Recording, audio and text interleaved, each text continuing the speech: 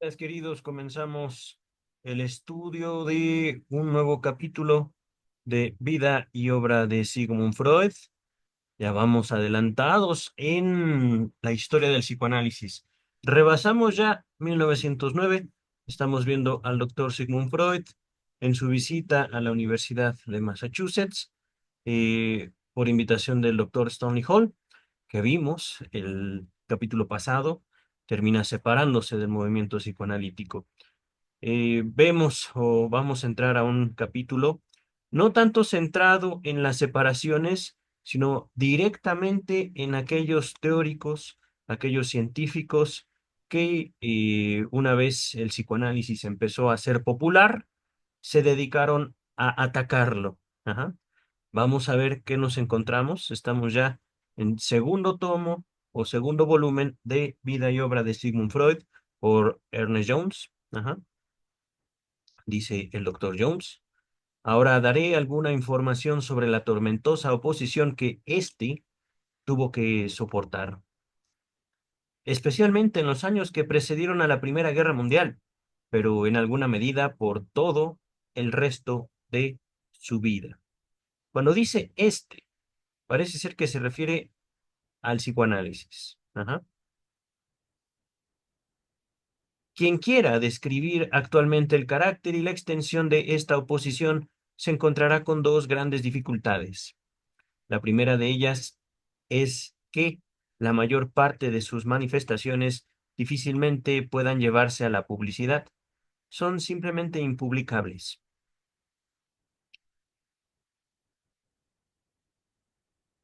Aquí, queridas, queridos, dude.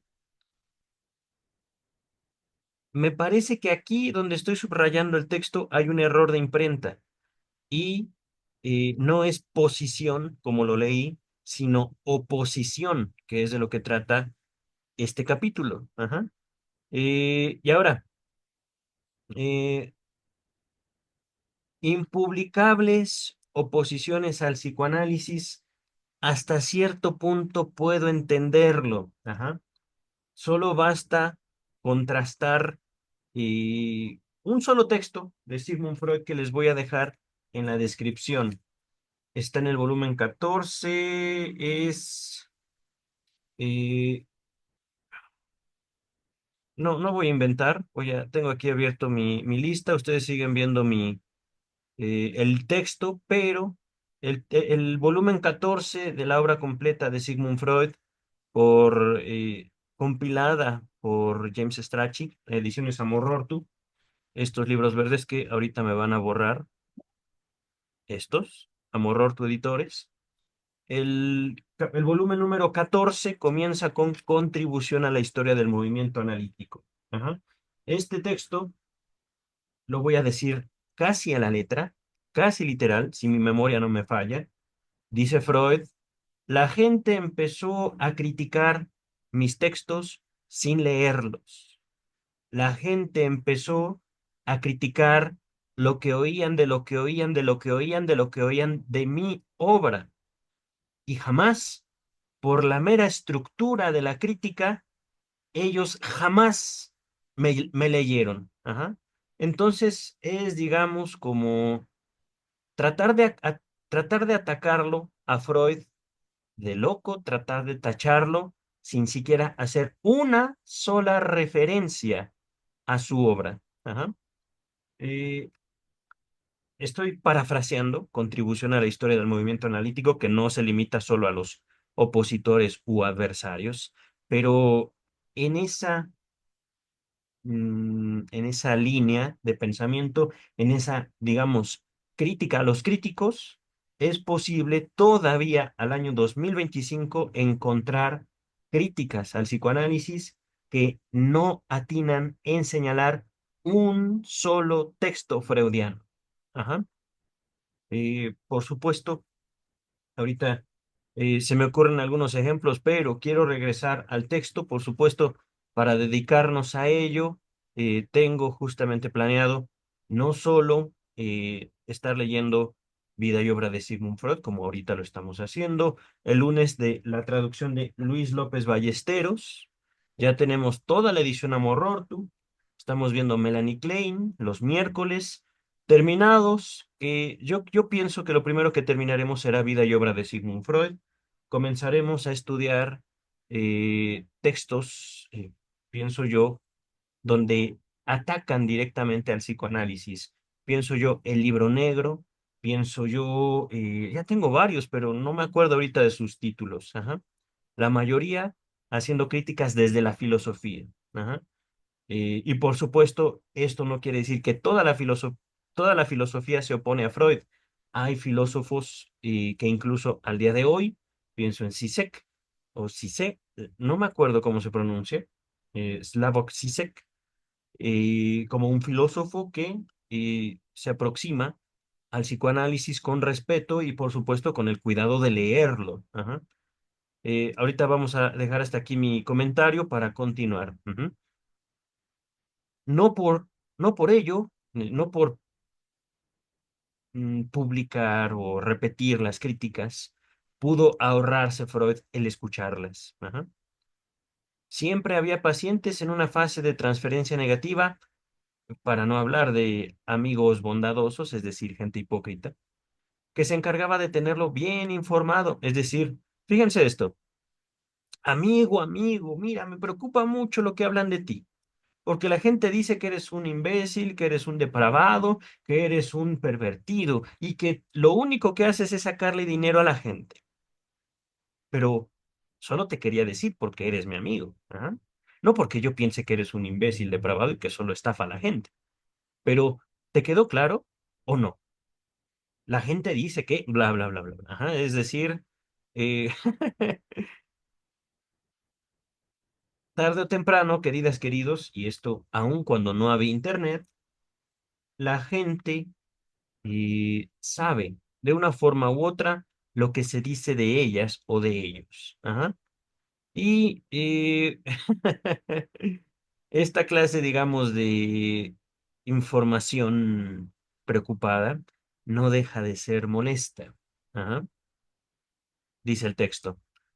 Pero después de todo, el ver que se le niega a uno el saludo en la calle, y el encontrarse ignorado y desterrado en la propia ciudad son cosas que no pueden escapársele a uno. Pues claro que no. Eso vivió Freud. Él saludaba, no había saludo de regreso y no por un descuido de la otra persona. Ajá. Les recomiendo otra película más, La última sesión de Sigmund Freud, realizada por Anthony Hopkins. Anthony Hopkins hace a un Freud ya avanzado en edad, poco antes de su muerte, con dolores fortísimos por la operación en la mandíbula. Ajá. Imagínense eso.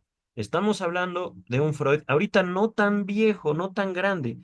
1909, que curioso, este capítulo no habla de un periodo de tiempo, pero casi podemos decir que desde la interpretación de los sueños, cuando Freud introduce tanto lo inconsciente como el complejo de Edipo, se le empieza a señalar, atacar, aislar. Ajá. Y eso, digámoslo, ha aumentado a su carácter judío, es decir, también al racismo que existía en la época y que hasta cierto punto sigue existiendo, le hacía una vida bastante difícil en un sentido, digamos, ¿cómo se dice?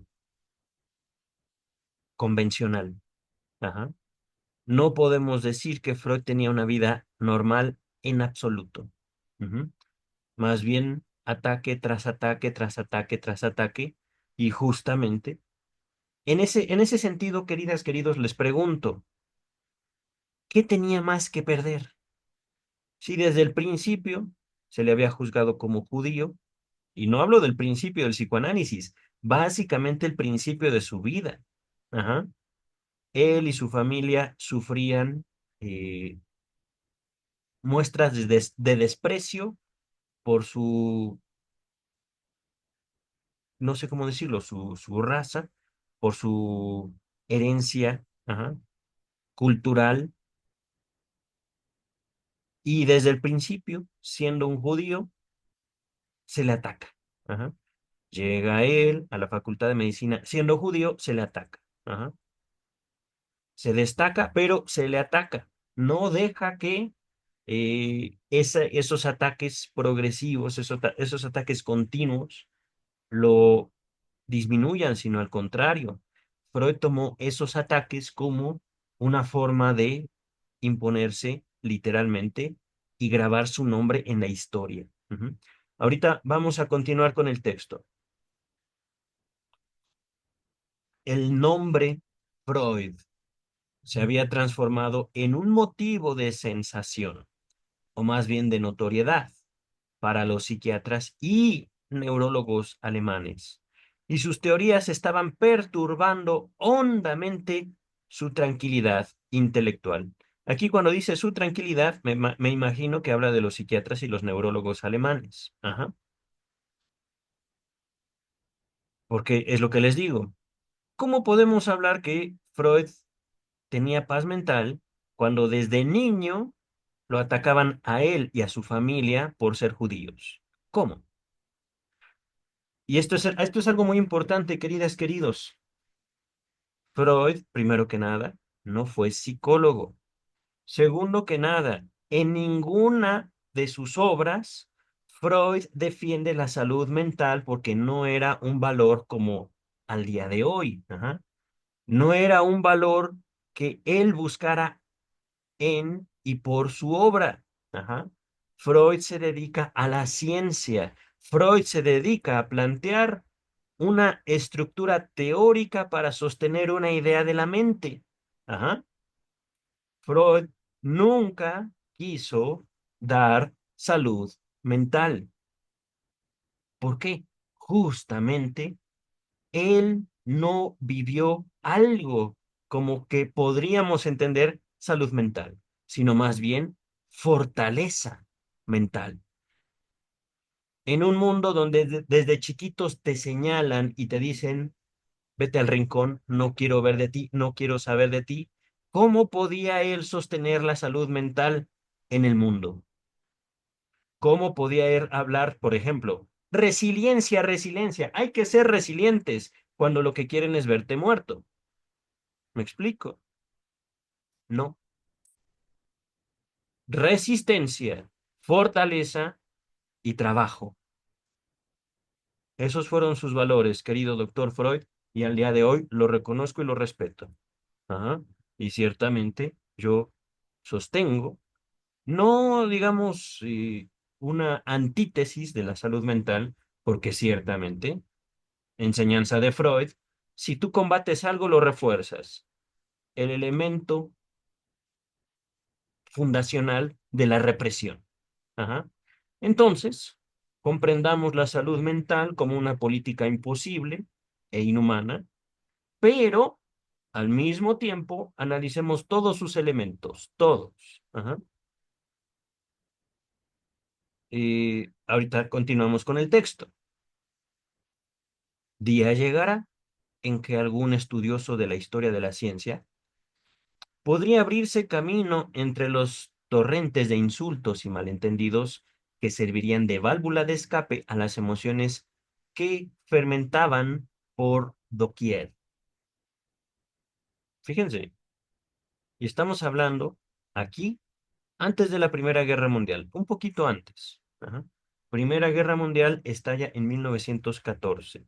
Todavía Freud y su amiguito especial Jung tenían una amistad más o menos ya friccionada, ya más bien como desgastada, pero allí estaban. Ajá.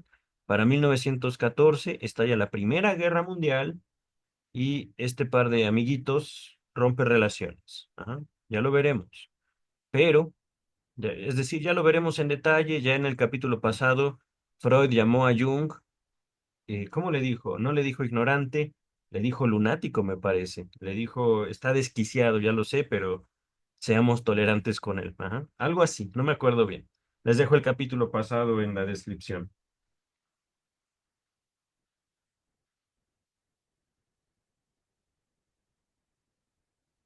Pero aún Así se formaría una imagen bastante incompleta o imperfecta de la inmensa ira e indignación con que estos círculos intelectuales, hablamos de psiquiatras y neurólogos alemanes, intentaban cubrir emociones más angustiosas que los agitaban, ya que solo una pequeña parte del torrente fluía a través de las revistas científicas, adoptando para el caso una forma relativamente civilizada. ¿Por qué? La mayor parte de las invectivas había que buscarlas en explosiones marginales a las reuniones científicas y aún más en las conversaciones privadas fuera de estas reuniones. Ferenczi señaló con toda razón que si los adversarios de Freud negaban sus teorías, sin duda no dejaban de soñar con ellas. Esa es una buena observación. Sándor Ferenczi, queridas y queridos, él, por supuesto, tomaría, junto con Jones, un papel fundamental en el psicoanálisis después de la muerte de Freud. Ajá. Pero fíjense aquí, esto es algo curioso. Me gustaría detenerme aquí un poco. Hay algo que he destacado y esto se los comento brevemente. He escrito y estoy preparando tanto cursos, videos, un texto específico sobre ciencia, psicoanálisis, ciencia y psicoanálisis. Lo voy a nombrar así ahorita. Es curioso cómo nosotros esperamos que los científicos no estén sujetos a pasiones. Es curioso cómo nosotros como humanidad esperamos que la ciencia no venga de seres humanos. Ajá. No venga de seres humanos, voy a decirlo así, corruptibles, que seres humanos que ven más importante el prestigio y el dinero que la verdad, que la, ¿cómo decirlo? Una conveniencia universal antes que la propia conveniencia. Ajá. Voy a ponerlo así. Acá vemos cómo psiquiatras y neurólogos alemanes saben de un psicoanálisis, pero ese psicoanálisis los altera, les roba la paz. Y fíjense, Freud atentaba en contra de la salud mental, en contra de la paz y la tranquilidad de neurólogos y psiquiatras alemanes. Ajá. No estamos hablando aquí de nacionalsocialistas, todavía no. Esos vendrían ya más o menos unos 20 años después. Pero sí estamos hablando de la comunidad científica. Y por supuesto, esto, queridas y queridos, sigue activo, sigue presente, sigue afectando una doctrina, una disciplina científica que es completamente ignorada por la comunidad científica actual y por supuesto, la comunidad científica paga en descrédito, paga en poca confianza, paga por ignorar, por desechar la doctrina analítica, la ciencia que sostiene el psicoanálisis. ¿Por qué? Dinero, prestigio, una especie de acuerdo. No puedo hablar aquí de una conspiración porque el mismo Freud lo notó. Ajá. Hubo muchas referencias en su obra sobre cómo ese rechazo le daba a él la razón. Y eso sigue siendo verdad, dice el texto. La segunda dificultad es que el motivo del oprobio, del rechazo general, ha variado ampliamente en el último medio siglo, en los últimos 50 años. Ajá. Y en parte, ciertamente, como resultado de la misma obra de Freud. Aquí está, justamente. Es decir, permítame un segundo, agüita. Una cosa es que la gente lo haya tomado a Freud como, digámoslo así, la oveja negra de la ciencia. Y decir, no, el psicoanálisis es pseudociencia. ¿Cómo dice Karl Popper? Es el falsacionismo, bla, bla, bla, bla, bla, bla, bla, bla, bla. Bueno, el falsacionismo no se sostiene. Ajá. Los resultados del psicoanálisis no pueden ser falseados. Ah, ok. Veremos a Popper en algún momento en este canal. Pero Freud mismo lo dijo.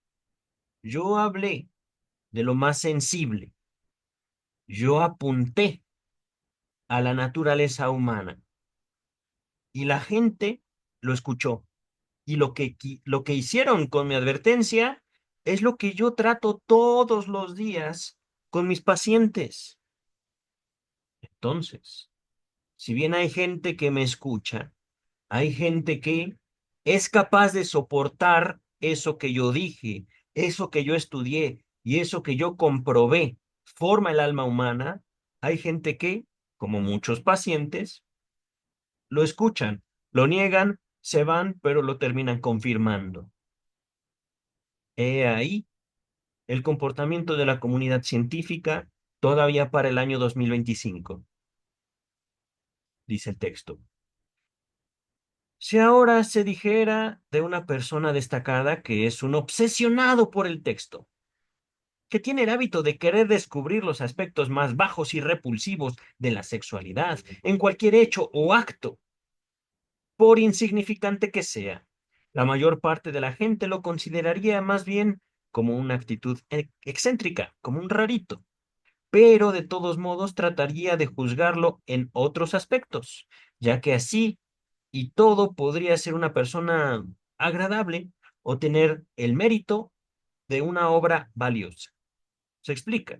Ajá. Podemos decir, es que, por ejemplo, voy a citar a un teórico, no estoy diciendo que esto ocurra, ajá, pero busquen ustedes a Jordan Peterson. Ajá. Jordan, no, no sé si es Peterson o Petersons, creo que es Peterson, Jordan Peterson. Es un psicólogo canadiense, no es propiamente estadounidense, norteamericano sí, porque vive en Norteamérica, pero Norteamérica no es solo Estados Unidos, ajá. Es un psicólogo canadiense, Jordan Peterson. Él, por supuesto, está ampliamente reconocido en la comunidad científica actual. Ajá. Supongamos, en algún momento se descubre que Jordan Peterson ve pornografía. Ah, bueno, pues, ¿qué le vamos a hacer? Podemos decir que toda la humanidad ve pornografía, entonces, pues sí, es un ser humano y tiene gustos sexuales específicos, pero pues tiene una obra científica, una obra cultural valiosa y podemos tolerarlo. Ajá. No ocurrió lo mismo con Freud.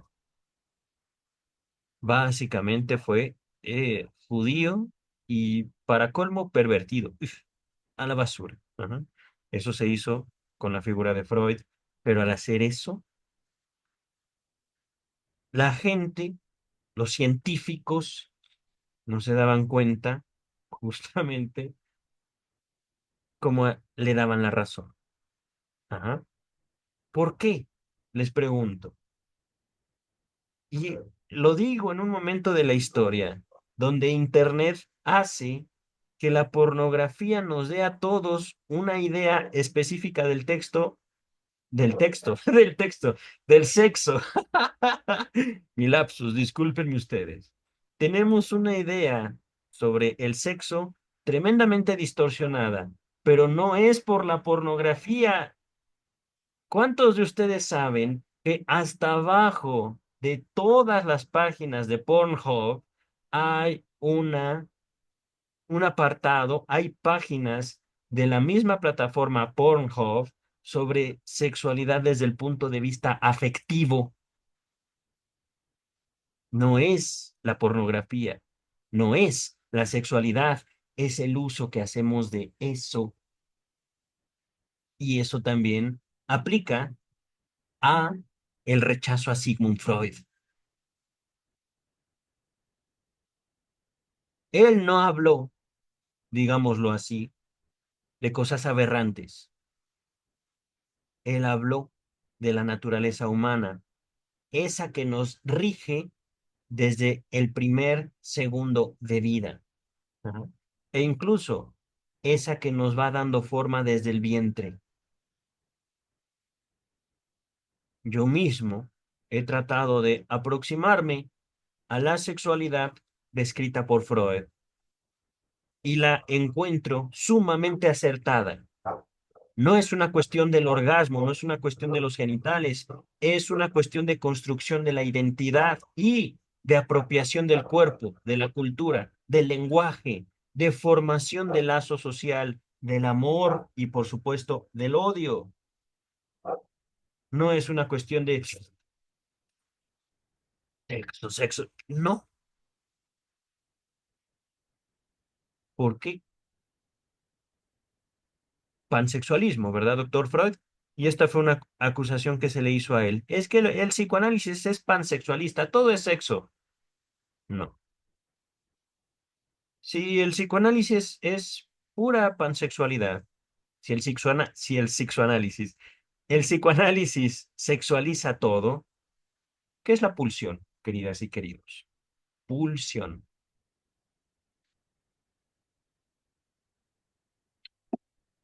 Lo inconsciente, ¿qué relación tiene con el amor?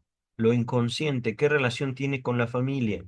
Lo inconsciente, ¿qué relación tiene con la cultura, la ciencia misma? Ahora bien, ¿cómo podemos relacionar la ciencia justamente con la construcción del cuerpo y la adquisición de una identidad sexual? Ciencia. ¿Cómo podemos justificar que un niño, una niña, se sienten a leer un texto, el que ustedes quieran, se sienten a leer un cuento y encuentren un gusto por él, por el cuento, por la lectura, y cómo pretenden señalar en eso un acto aberrante? Ahora, no solo la lectura, el fútbol, voleibol, tenis, la pintura, la escultura, toda actividad humana que nos brinda placer, la música. Pero regreso al texto, queridas, queridos, porque si no, no voy a acabar. Comentar la obra freudiana es delicioso, pero ahorita estamos tratando de ocuparnos de la biografía de el doctor Freud. Y aun si alguno llegara a sugerir que esa persona incurre en diversas perversiones sexuales, difícilmente bastaría el solo rumor para marginarlo socialmente como a una criatura imposible, a quien no se puede dirigir la palabra ni admitir en una reunión de gente decente. No creo que se lo considerara esencialmente de mala índole o malvado o enemigo de la sociedad. Ajá. Es decir, retomemos el ejemplo de Jordan Peterson. Jordan Peterson, no solo sabemos que ve pornografía, sabemos qué clase de pornografía ve. Y imagínense algo así en Twitter. ¡Fum! Twitter explotaría. Repito, esto es un ejemplo hipotético. No me importa que Jordan Peterson sea, digámoslo así, eh, perseguido, esto es curioso, por las comunidades científicas canadienses y busquen imponer en Jordan Peterson, lo leí en la noticia, ya tiene rato, tiene años incluso esta noticia, una reeducación. ¿Por qué? Porque no se adaptaba a la ideología de género. Ajá. Es curioso, miren, aquí estamos hablando de Freud y el psicoanálisis y el papel de la sexualidad en la neurosis. Neurosis. Ajá. En nuestros tiempos ya no estamos hablando tanto de psicoanálisis, sino hablamos de gente que no se adapta a una ideología política, a una teoría, no hablo del psicoanálisis, sino de la teoría de género, que es fomentada por ciertas élites políticas justamente con fines específicamente políticos. Que es curioso y por eso por eso perdieron los demócratas en Norteamérica y por eso Trump llegó a la presidencia. ¿Por qué? Porque la política no puede girar en torno a la minoría. Ciertamente importa, pero no es fundamental. Es curioso eso, cómo, fíjense, empezamos hablando de Freud, pasamos por Jordan Peterson y llegamos a Trump. Les recuerdo, mi línea de investigación es psicoanálisis del Estado. Ajá. Pero tiene todo que ver, queridas y queridos, cómo la ciencia también, de forma bastante inocente, no es contemplada dentro de un orden político hasta que es usada con esos fines. Ajá. Dice el texto, Freud y sus partidarios eran considerados entonces no solo como perversos sexuales, sino como psicópatas, ya sea obsesivos o paranoicos.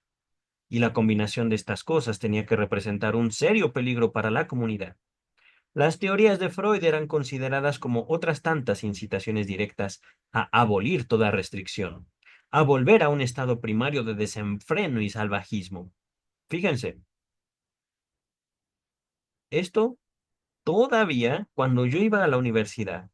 Yo estudié en la Universidad Nacional Autónoma de México de 2002 a 2006. 4 años y un poquito más, ajá, mientras me titulé hasta el 2007. Pero hubo maestros con maestrías y doctorados, no en psicoanálisis, en psicoterapias varias, pero que afirmaban de manera literal que el psicoanálisis era viva la libertad, ninguna restricción, la represión es mala. Y eso de gente, entre comillas, estudiada. Algo no muy distinto se escuchaba de mis compañeros todavía estudiantes. Ajá. Y todavía lo escucho de colegas en psicología y digo, estos jamás han leído a Freud, jamás se han detenido a leer, por ejemplo, El chiste es su relación con lo inconsciente. Obra difícil, pero bellísima. La represión, el tótem y tabú. La represión, es cierto, nos limita, pero también al limitarnos nos permite sobrevivir como individuos y como especie. Es costosa, es trabajosa, es difícil de sostener, sí, pero ahí está su valor. La represión de la pulsión, del instinto, del deseo, es lo que nos da forma y lo que determina nuestro destino como sujetos, como individuos y como sociedad o grupo. Entonces, fíjense, sí, sí, sí, es que el psicoanálisis dice no represión, pues eso sosténganlo ustedes si quieren. Ajá. Y ustedes van a pagar por eso, claro está. Yo no. Yo sí leía a Freud. Dice el texto, lo que estaba en juego era nada menos que la civilización. Es decir, acá los científicos dicen, no, no, no. Básicamente, haciendo la señal de la cruz y diciendo, hereje, hereje de la ciencia, pero por otro lado, ellos mismos decían, es que yo estoy salvando la civilización de este pervertido y sociópata. Pero, ¿por qué lo dice? Ah, bueno, es que me han dicho que alguien dijo que cuando leyó algo que medio entendió, pero que cortó y que al fin y al cabo no sé, me dijeron que lo que dice Freud es esto. Pues no. Ajá. Como ocurre en tales circunstancias, el pánico provocado condujo por sí mismo a la abolición de ese mismo autodominio que los opositores creían estar defendiendo. Aquí, a ver, ¿cómo?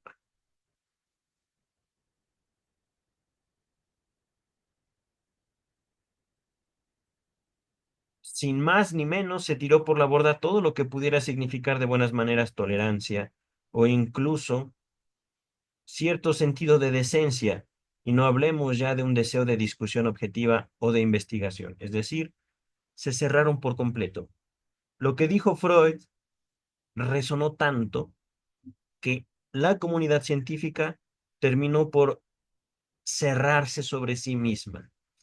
Y esto, queridas, queridos, podríamos decir, qué científicos tan tontos, pero hasta cierto punto fue culpa de Freud. Y ahorita podemos también abordarlo así. Cuando digo fue culpa de Freud, no estoy diciendo que Freud lo haya hecho mal, como sí se lo dijo, entre otros, Jung. Jung, ya lo veremos en el capítulo que viene, trata de suavizar el psicoanálisis y decir, no, no, no, no, no, eso de la sexualidad está feíto, mejor mística. Sí, lo divino, Dios, y boom, termina volviéndose loco Jung. Ajá. Pero hablar de sexualidad, ahorita, año 2025, no estamos hablando, repito, de lo que vemos en Pornhub, de lo que vemos en pornografía, ajá, de lo que vemos o queremos ver en el contacto con el otro. Hablando de sexualidad, estamos hablando de la conformación de nuestro deseo, ajá. Estamos hablando de nuestra relación con nosotros y con el mundo, ujú. Lo que yo quiero de mí, lo que yo espero de mí, lo que yo espero de los otros, ajá. Y eso sin duda pasa por el coito, pasa por eso que sí vemos en la pornografía y que nos gusta. Ajá. Lo usamos, pero no se detiene ahí, va mucho más allá. Ajá. Dice el texto. Y repito, estoy tomando la pornografía no tanto para fomentarla, sino como, digamos, el eje rector de la sexualidad de la mayor parte de la humanidad para el año 2025. No una sexualidad, ¿cómo decirlo?, corporal entre dos personas, sino una sexualidad que se juega fundamentalmente en la masturbación y a través del consumo de productos que representan una relación sexual. Es decir, lo voy a decir con otras palabras, la fantasía es como una película de Marvel, pero con los cuerpos. Ajá. Una exageración cuando en realidad el sexo y las relaciones humanas es otra cosa. Ajá. La pornografía es, digámoslo así, una caricatura del sexo. Ujú. Esto no quiere decir ni que la pornografía sea buena o mala, es simplemente como comer un chocolate, fumar un cigarro, tomar un refresco, tomar un vaso de agua. Es algo que hacemos, es algo que está ahí, es algo con que la gente se relaciona, ajá, con... Y al mismo tiempo, repito, la sexualidad humana trasciende la masturbación, lo voy a poner así, por mucho, por mucho. Les dejo, por supuesto, tres ensayos de teoría sexual, al menos en la edición Amor-Rorty, en la descripción. Continúo. Sin más ni menos. Se tiró por la borda todo lo que pudiera significar buenas maneras, esto ya lo leí, pero lo repito, tolerancia o incluso cierto sentido de decencia, y no hablemos ya de un deseo de discusión objetiva o de investigación. Ajá. Es decir, así como, no, no, usted, a ver, ¿dónde está? Aquí. Uy. Usted, señor Freud, váyase para allá, ya no lo queremos ver y como que se le borró de la ciencia, se le borró de la historia. En un congreso de neurólogos y psiquiatras alemanes realizado en Hamburgo en 1910, el profesor Wilhelm Weigand, un no sé qué sea eso, digamos una autoridad en la medicina, ajá, expresó elocuentemente este estado de alarma cuando al mencionarse las teorías de Freud y dando un fuerte golpe de puño sobre la mesa gritó: este no es un tema a discutirse en una reunión científica, es un asunto para la policía. Fíjense, para la policía, las teorías, el pensamiento. ¿Qué dice de la comunidad científica cuando se señala a un pensador como hereje, como criminal, por pensar? ¿Qué dice de la comunidad científica ese aislamiento? Es sencillo. única y exclusivamente dice que la sociedad científica es humana. Es todo. Y eso ya lo había dicho Sigmund Freud hace ya mucho tiempo y justamente por esto, esta clase de rechazos, dice el texto. Y cuando Ferenczi leyó un trabajo en la Sociedad Médica de Budapest, se enteró de que la obra de Freud no era más que pornografía y que el lugar que correspondía a los psicoanalistas era la prisión. Palabras literales del biógrafo oficial de Sigmund Freud, Ernest Jones. Pero este es el punto, queridas, queridos. Mala publicidad, no. Verdad, realidad. Y una persona que se sostiene a sí mismo como psicoanalista no puede vivir en fantasías, no puede ser ajeno a esa realidad. ¿El psicoanálisis es pornografía? Claro que no. No hay una sola descripción de un acto sexual per se, por sí solo, en toda la obra de Sigmund Freud. Pero, por ejemplo, me acuerdo de el historial clínico de, me parece que es Dora. A ver, permítame un segundo. Ustedes siguen viendo mi pantalla. ¿Dónde está? ¿Dónde está? Ay, ¿dónde está? Aquí está. El caso de Dora. Ajá. Lo que Freud describe en el caso de Dora es a un padre haciendo una amistad con una pareja, hombre y mujer, que se aburren entre ellos y que el hombre de esta pareja, siendo amigo del padre de una muchacha, el padre facilita una relación, digámoslo así, de una amistad cercanísima entre ese hombre cansado de su mujer con su propia hija, a fin de también el padre tener un amorío con la esposa de otro hombre, de ese hombre. Ajá. Fíjense eso. No les estoy describiendo ni una sola relación sexual, pero les estoy describiendo a un padre que básicamente le dice a otro hombre, ten a mi hija mientras me prestas a tu esposa. Ajá. Y esos dos hombres serán más o menos felices. Ajá. Por supuesto, la paciente de Freud fue esa niña, o bueno, esa mujercita, esa señorita. Ajá. Ya no era niña cuando, digamos, su padre no la prostituyó, su padre no la cedió, pero en un sentido sexual, no le dijo, acuéstate con mi hija, sino más bien, sé amigo de mi hija, mientras yo me voy con tu mujer. Ajá. ¿Y en qué sentido eso es pornografía? Les estoy exhibiendo un solo caso. Les dejo en la descripción también todos los historiales clínicos de Sigmund Freud y algunos de Melanie Klein. Ajá. Historiales clínicos, dice el texto, pero las censuras no se limitaban simplemente a las palabras.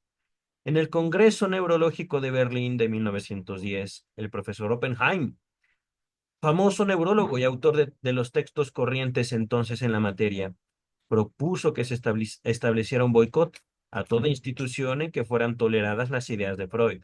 Fíjense, ya estamos hablando una inquisición científica.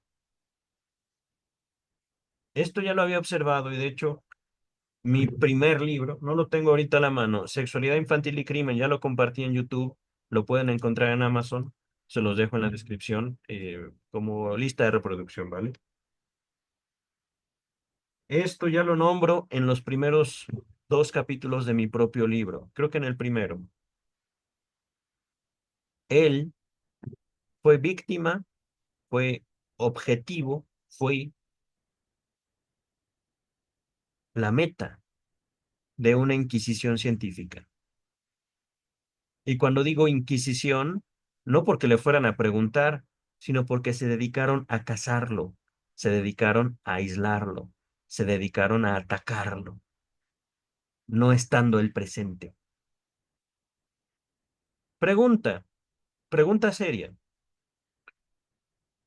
Este señor, Wilhelm Weigand, ¿Por qué no denunció a la policía las obras de Freud? ¿Por qué? O en otra pregunta, ¿Freud sufrió una denuncia penal por sus teorías? No, porque no era posible. Otra pregunta. Esta no tiene una resolución tan bonita como la primera. ¿Qué pasa cuando una persona elabora una teoría, un pensamiento, que es percibido por la comunidad como peligroso, comunidad de pensadores, de científicos, ajá, de gente, podemos decir, libre, entre comillas? ¿Esa clase de persecuciones tienen sentido en la ciencia? Lamentablemente sí. La ciencia, por mucho que quiera oponerse a la religión, no deja de ser más que otra historia del pensamiento humano.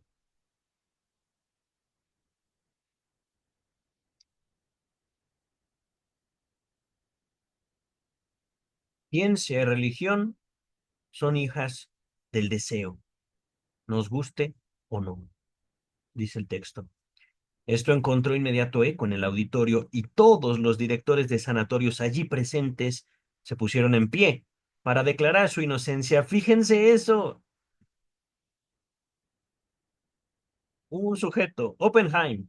Sí, sí, sí, Freud a la guillotina, Freud a la hoguera, y todas las escuelas y todos los científicos que estén de acuerdo con Freud, herejes, herejes de la ciencia, y cada uno de los presentes, yo, como Pedro en la religión, no, no, no, yo no conozco a Cristo, yo no conozco a Freud, ajá, yo no, yo freudiano, no, yo sí. Pero, queridas y queridos, cuando yo digo, cuando yo me atrevo a señalar mi propia adherencia al pensamiento freudiano, estoy hablando justamente de tal vez no un rechazo de la comunidad científica hacia mí, tal vez no, porque justamente el poder de la comunidad científica para el año 2025 es mínimo. La ciencia para comer tiene que someterse a los gobiernos. Por eso, la política de la salud mental, para sustituir el vacío que dejó la crisis de la religión en el orden global. Pero están fracasando. ¿Por qué? Porque ignoran que la salud mental no es posible. ¿Por qué? ¿Por qué no es posible? Porque somos seres biológicos. Nada más por eso y por muchas otras cosas más. ¿Cómo podemos sostener que somos buenos seres humanos cuando las noticias, por favor? Y no estoy apelando a una noticia en específico. Básicamente, cada noticia que vemos publicada a diario nos da cuenta que no somos una especie buena, inocente, sana mentalmente hablando, ¿no? Y entonces, ¿por qué escuchamos tanto salud mental, salud mental? Justamente por eso, porque nadie lo tiene. Es un deseo, es un anhelo imposible, dice el texto. Después de ello, después de que cada uno negó a Freud como si fueran Pedro negando a Cristo, el profesor Reinman, pensó que había que ir más lejos y manifestó que el enemigo debía ser buscado en su guardia. ¿En serio? ¿Qué querían quemar a Freud en la hoguera, como bruja o algo así? Querían crucificarlo, miren qué cosas. Había que reunir y publicar todos los casos de un tratamiento psicoanalítico aplicado sin éxito. Ah, bueno, suerte con eso. Porque, queridas y queridos, donde trabaja el psicoanálisis, no hay lugar ni para el fracaso ni para el éxito. No hay esa clase de rangos. Ahí, por ejemplo, ustedes podrían conocer a alguien que habla pestes del psicoanálisis, pero pestes. Primero, ¿De dónde son ustedes? Segundo, ¿esa persona que visitó era realmente psicoanalista o un psicoterapeuta de corte psicoanalítico? Algo que en México es desgraciadamente muy frecuente. Y lo digo desgraciadamente porque los psicoterapeutas psicoanalíticos son una apropiación de la doctrina freudiana, no para hacer ciencia, sino para hacer una especie de dogma pseudo religioso, a través del cual se pretende curar la neurosis. Ajá. Segundo, bueno, tercer punto. Supongamos, realmente ustedes encuentran un psicoanalista y la experiencia con ella o con él no es de su agrado de ustedes. Ajá. Y ustedes se dedican a decir, el psicoanálisis es una mierda, es una mentira, es esto, es aquello, pero hablan de él.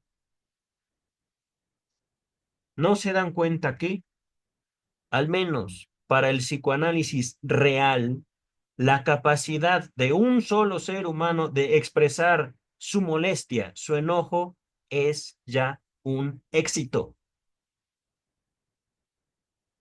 ¿Por qué? Soltaron un poquito de la represión que vienen ustedes. ¿Pero cómo? Sí, eso es, de eso se trata, al menos en esos casos específicos. Ajá. El psicoanálisis no opera en un sentido de te voy a curar de lo que los manuales diagnósticos internacionales o nacionales dicen lo que es enfermedad mental. Ah, eso no es psicoanálisis. Eso, al menos en México, podría ser psicoterapia. Ajá. Y por supuesto, en 1910, estamos viendo ahí la fecha en la pantalla, en 1910, eh, en Berlín, claro está que ninguna autoridad, ni científica, ni legal, va a apoyar una casa de brujas, un linchamiento. Continúo con el texto. Es que miren, aquí justo la sociedad, la comunidad médica perdió la razón por lo que él dijo, por lo que él hizo, por lo que él significaba. Es que, y esto es justamente, ahí está el éxito de Sigmund Freud. Ahí está el éxito del psicoanálisis y esta es la razón por la cual el psicoanálisis sigue vivo para el año 2025. No solo en este canal, hay representantes en todos los países y representantes importantes. El punto es este. El psicoanálisis demanda, exige al psicoanalista la verdad, nos guste o no. Y tarde o temprano, el que se sostiene o la que se sostiene como psicoanalista termina pagando un precio por esa verdad. En mi caso fue mi matrimonio, por poner solo un ejemplo, que he pagado mucho, pero en el caso de Freud, estamos viendo. Ajá. Linchamientos mediáticos y no había Twitter en esa época. No habían redes sociales, no había internet. Dudo que hubiera televisión, iba a decir religión, pero es televisión. Ajá. Tampoco programas de radio, eso vino después. Dice el texto. La primera víctima material de la campaña, por extraño que parezca, se registró en la lejana Australia, donde un clérigo presbiteriano, Donald Fraser, tuvo que abandonar su ministerio en virtud de una simpatía por la obra de Freud. Miren, estamos hablando de un sacerdote protestante, clérigo presbiteriano, ajá. Alguien que no cree, alguien que no apoya el catolicismo, la jerarquía romana. Él fue el primero, al menos que se sabe oficialmente, en la historia oficial del psicoanálisis, que pagó un precio por decir, yo apoyo las teorías de este señor. Dice el texto. Ese mismo año, 1908, me vi obligado a renunciar al puesto que ocupaba en Londres por interrogar a los pacientes sobre su vida sexual. Palabras de Ernest Jones. Un médico. Hospital de Londres. Ah, no, no dice hospital. Bueno, en Londres. Yo asumo que fue en un hospital. 2 años más tarde, dice el texto, el gobierno de Ontario prohibió que se siguiera publicando Asylum Bulletin. Este reproducía todos los trabajos escritos por el personal médico y se consideró que los míos eran, entre comillas, impropios para la publicación incluso en una revista médica, si era médico. Ajá. Si era doctor Ernest Jones. Wolf, en 1909, fue destituido del cargo que ocupaba en una institución berlinesa. Schneider, su colega, fue menos afortunado y fue destituido de la dirección de un seminario en 1916. Ese mismo año fue negada la docencia a Sperber, el distinguido filólogo sueco, a causa de un ensayo que había escrito sobre el origen sexual del lenguaje. Sperber vio con ello malograda su carrera. Freud era, por supuesto, el villano máximo que había desencadenado todo el mal, pero acaso por razones personales, muchos de sus adversarios centraban sus ataques sobre otras personas. Miren, nada tontos. Pisarle la cola a León significaba un ataque severo y contundente. ¿Verdad, doctor Freud? Hay que saberse defender, por supuesto, queridas, queridos. No estamos en un mundo de inocentes, a pesar de que se quiera asumir esa inocencia. Hay que hablar por nosotros y defendernos. Friedlander, Hoch, Riemann dirigían sus baterías contra el mismo Freud. Abraham se las tenía que ver con Oppenheim y Siegen. Jung con Jung, Carl Gustav Jung, se tenía que ver con Aschenburg, eh, Is, Isserlin y Pfister con Forster y Jaspers. Opositores, ¿vale?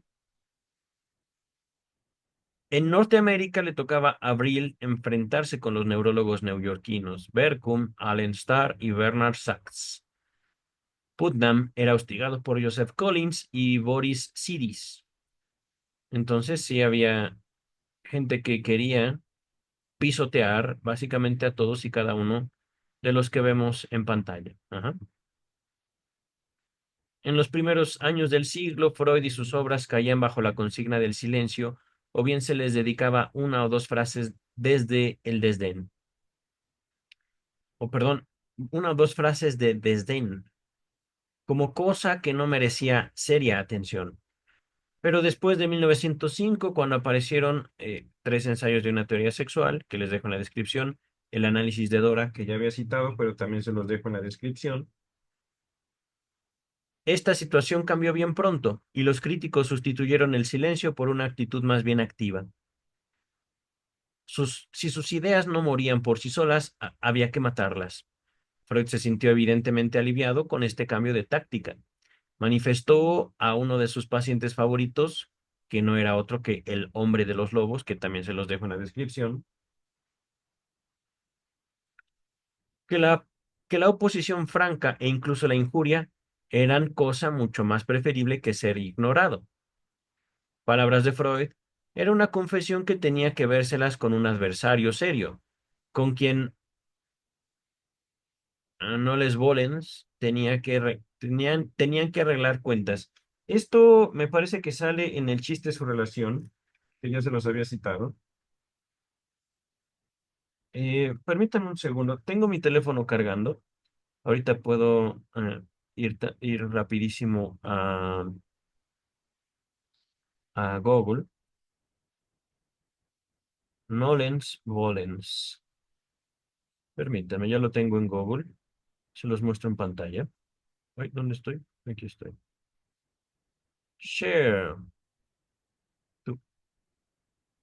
Nolens volens. Una expresión latina que significa quiera o no, por las buenas o por las malas, con o sin su consentimiento. Ajá. Regresamos al texto. Es decir, si tú hablas de mí, te voy a contestar. Ajá. Quieras o no, me estás invitando. Dice el texto. Ya en el primer relato del análisis de Dora se había despechado Spielmeyer contra el uso de un método que para él era masturbación mental. Fíjense, para él. Bleuler contestó diciendo que nadie podía juzgar el método sin ponerlo en práctica, pero Spielmeyer descargó sobre él todo el peso de su indignación moral. Moral. Religiosa, no. Moral. Y es que aquí, queridas, queridos, este es el secreto también, tanto del psicoanálisis como de la comunidad científica. Él, les guste o no a los científicos, era un científico y uno de los más grandes en la historia de la humanidad, Sigmund Freud.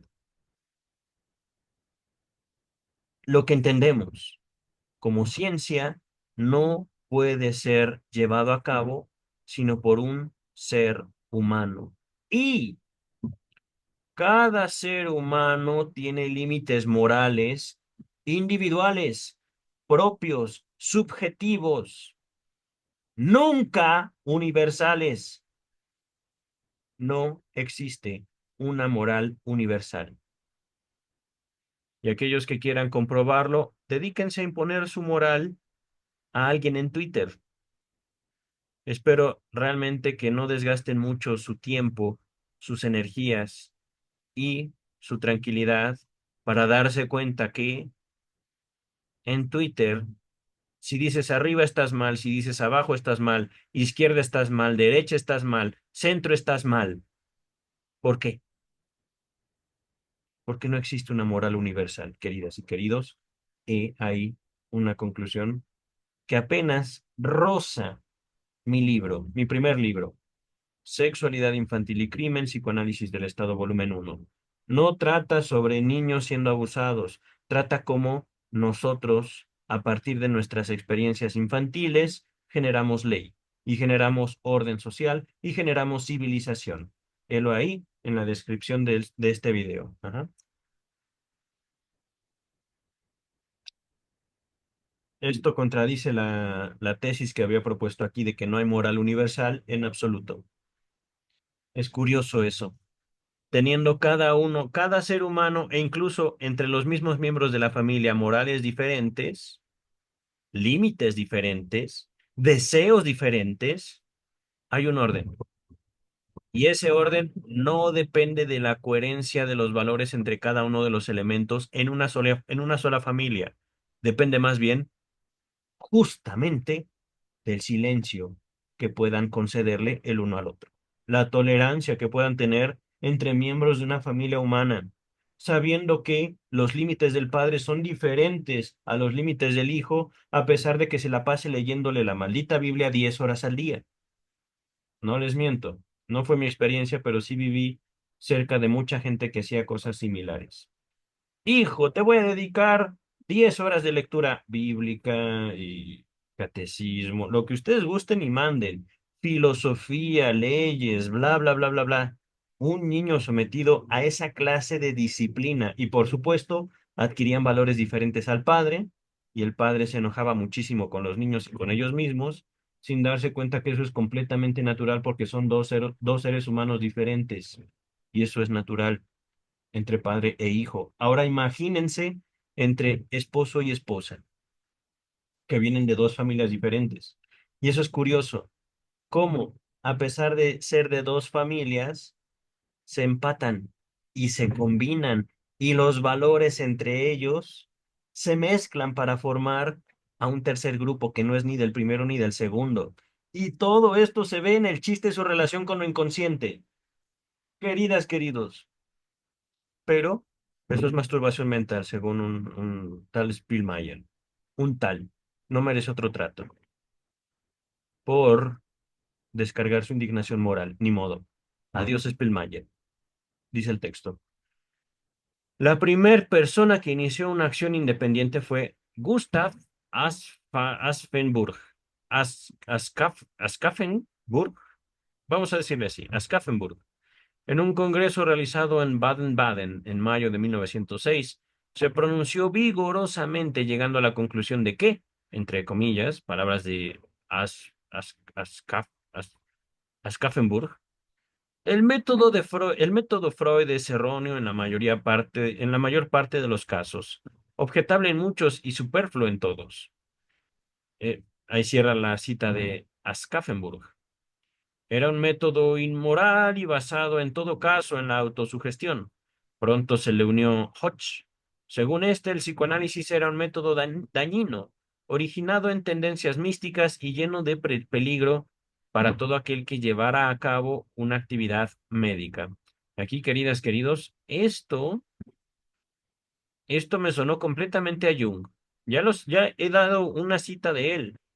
Los reto a cualquiera de ustedes a que me enseñen que en Psicología y Alquimia de Carl Gustav Jung hay un solo dato empírico, uno solo, y es un texto bastante grande. Un dato empírico en la obra de Carl Gustav Jung, Psicología y Alquimia. Ajá. Por no decir el libro rojo, que es la principal obra de Carl Gustav Jung.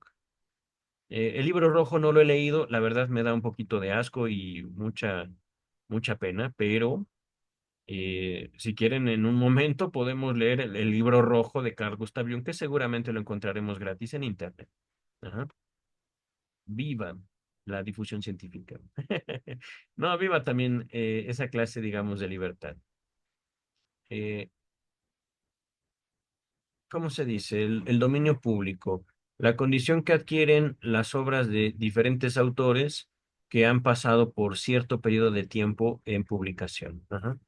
eh, Dominio público se convierte, por ejemplo, estos textos que podemos compartir libremente. Ujú. Dice el texto, otra cosa semejante hizo ese mismo año Oswald Bunk, quien recordó ostentosamente el primer ataque a Freud sobre la teoría de la paranoia. Sus ideas, según Rieger, eran tales que ningún alienista, ningún médico, podía leerlas sin experimentar una verdadera sensación de horror. El motivo de ese horror era ver cómo Freud atribuía la mayor importancia a a un galamatías paranoide con alusiones sexuales a hechos puramente incidentales que, si no eran pura invención, carecían de cualquier modo de toda importancia. Fíjense. No sé qué es galamatías, ahorita lo buscamos. Ajá.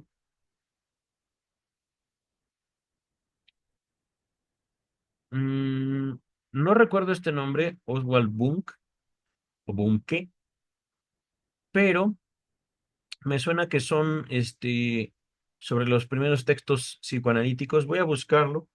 Volumen 3 de la edición Amororto, sobre la paranoia. Ajá. Eh, pero esto también me suena mucho como a mm, una observación fundada, digámoslo así, en una lectura superficial. Ajá. Y con una tendencia prejuiciosa. Ajá. Dice el texto. Cosas de esta índole conducían nada menos que a una horripilante psiquiatría de viejas comadres, según Oswald Bunk. Esta misma invectiva habría de ser desenterrada y citada nuevamente unos 10 años más tarde por el profesor von Luschan de Berlín. Algunos años más tarde, Bunk amplió estos ataques y los publicó en forma de libro, cuya segunda edición hubo de servir en tiempo de los nazis como un autorizado texto de consulta sobre la materia. ¿Me explico? Aquí ya está hablando de el Ejército Nacional Socialista. Ajá. Ya llegaremos a qué hizo Freud frente a los nazis que tocaron a su puerta. Ajá. Dice el texto. Un año más tarde tuvo lugar un serio duelo entre Aschaffenburg y Jung en el primer Congreso Internacional de Psiquiatría y Neurología realizado en Ámsterdam en septiembre de 1907. Freud mismo, yo creo que terminamos esto o terminamos esta escena, este evento y dejamos hasta aquí, ¿vale? Freud mismo había sido invitado a tomar parte en el simposio, pero no vaciló en rechazar la invitación. Escribió a Jung acerca de esto.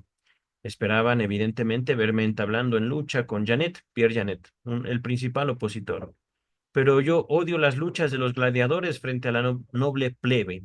Me cuesta aceptar que una multitud desprevenida pueda emitir su voto acerca de mis experiencias.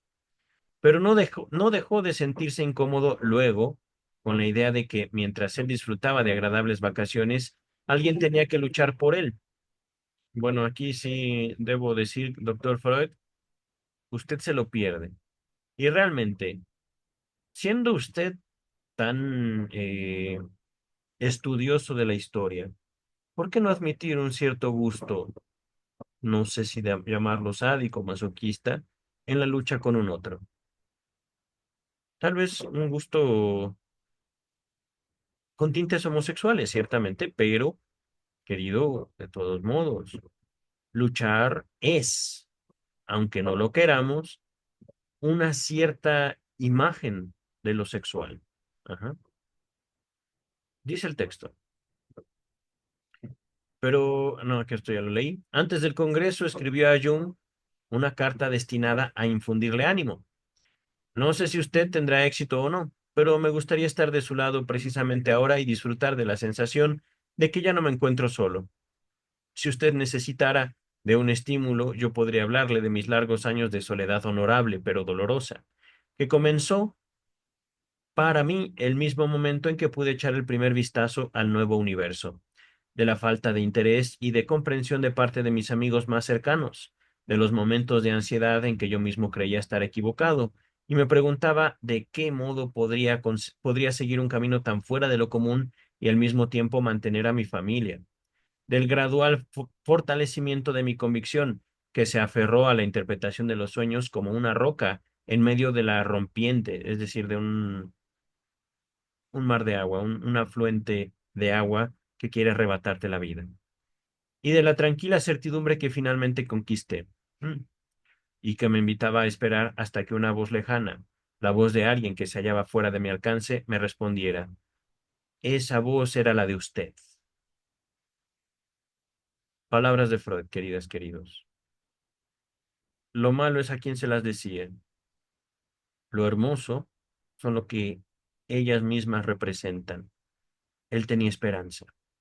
Freud tenía esperanza. Se equivocó en ponerla en Jung. Ni modo. Eso pasa, queridas y queridos. No puedo decir que aquí Jung haya sido completamente el malo, simplemente Jung era Jung, Freud era Freud. Y aquí vemos justamente a un científico comprometido con la verdad, comprometido con la ciencia y el conocimiento, y que estuvo dispuesto a pagar todo eso por lo que él descubrió. Arriesgó a su familia. Me doy cuenta cómo lo amaba realmente su mujer. Dice el texto. ¿Qué otro estímulo podía ya necesitar Jung después de semejante pronunciamiento? Aschaffenburg repitió su afirmación anterior sobre la falta de validez del método de Freud, a causa de que interpretaba todo, palabra por palabra, en un sentido sexual. Esto no solo era doloroso para el paciente, sino también a menudo directamente dañino. A continuación, sacando pecho y con un gesto de supremo decoro, aseguró que él incluso prohibía a sus pacientes toda mención del tema sexual.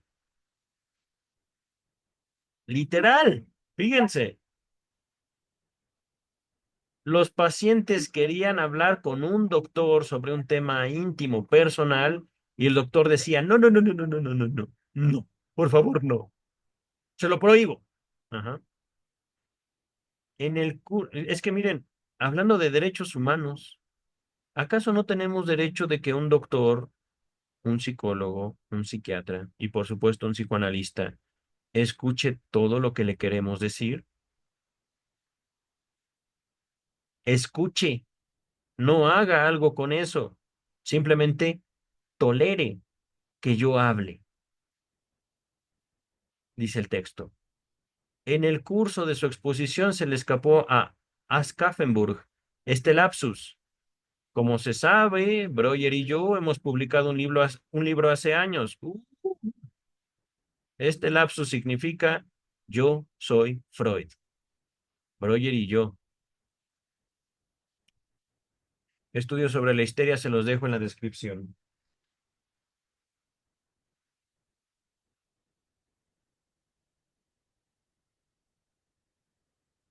Es decir, este señorcito, este doctor Sucho, Aschaffenburg, sabía sobre psicoanálisis. Lo atacaba, pero no se daba cuenta que lo estaba fortaleciendo.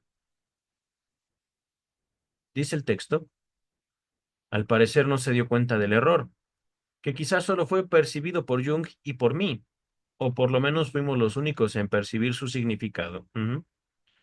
No pudimos hacer otra cosa que sonreírnos a distancia. Jung, en su exposición, dijo que había hallado que las conclusiones de Freud eran correctas en todos los casos de histeria que él había visto, y señaló que el tema del simbolismo es bien familiar a los poetas y creadores de mitos. Era nuevo, si bien es familiar a los poetas y creadores de mitos, era nuevo para los psiquiatras.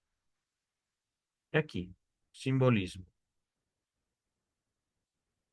Jung está hablando de simbolismo. Ajá. Y esta respuesta de Jung me parece completamente cierta. No podemos decir. Era completamente malo. Al final no pudo soportar el peso de lo que significaba la verdad psicoanalítica. Me pregunto si yo seré capaz. Dice el texto. Al día siguiente, Conrad Alt condujo el ataque. Manifestó que, por supuesto, antes de avanzar, queridas, queridos, aquí, antes de seguir, eh, esto. Esto es un ataque directo, pero estamos hablando de un congreso médico. Si esto pasara hoy, no solo hablando de psicoanálisis, psicoterapia, tratamientos médicos, psiquiátricos, neurológicos, si un doctor tuviera evidencia de que otro doctor está haciendo daño a sus pacientes, eso constituye motivo de una denuncia y motivo para que las autoridades legales investigaran a quien está siendo acusado. Pero por supuesto, implica también que el que acusa tenga la evidencia para sostener su dicho. ¿Y dónde está la evidencia de eso? El psicoanálisis es dañino. ¿Ok? Presenta tu evidencia y vamos con una autoridad pertinente. ¿Eso pasó? No. Ataque. Sin evidencia. Dice el texto. Ahora sí, aquí nos quedamos. Al día siguiente, Conrad Alt condujo el ataque. Manifestó que, al margen de los métodos de Freud, se supo siempre que los traumas tienen influencia en la génesis de la histeria. Palabras de Alt. Muchos histéricos han sufrido seriamente a causa del prejuicio de sus familiares, según el cual la histeria solo puede originarse en causas sexuales. Es decir, Freud causó el perjuicio de que ahora los familiares condenan a los histéricos por tener algo que ver con la sexualidad. Sigue Alt.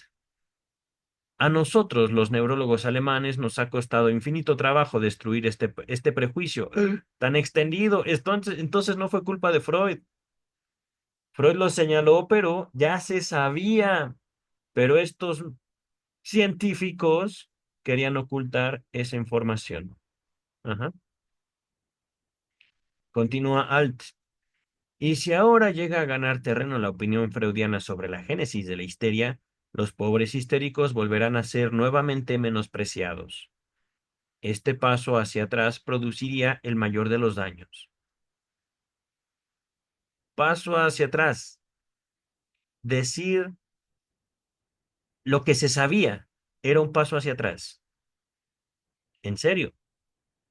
Ese era el argumento. Ok, miren, ya es que también me veo influido por mis estudios en derecho. Hay un juicio sin evidencias y hay un juicio con una lógica trastornada.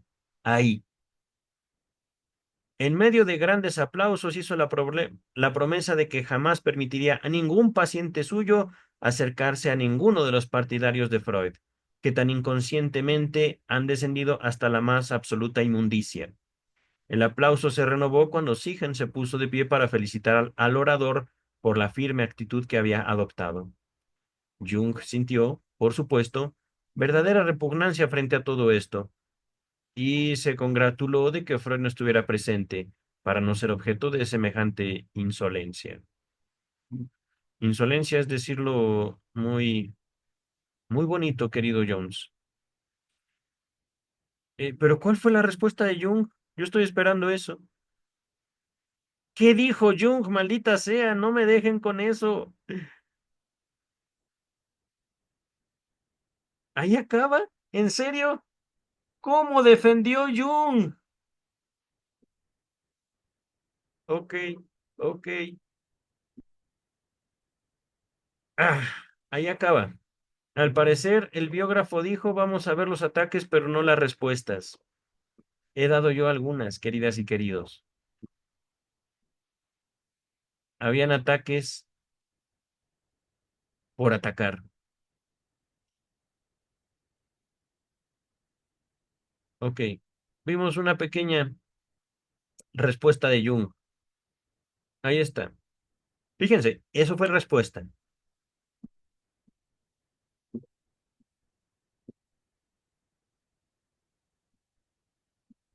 Todo lo demás de la página, todo lo que está en blanco fue el ataque.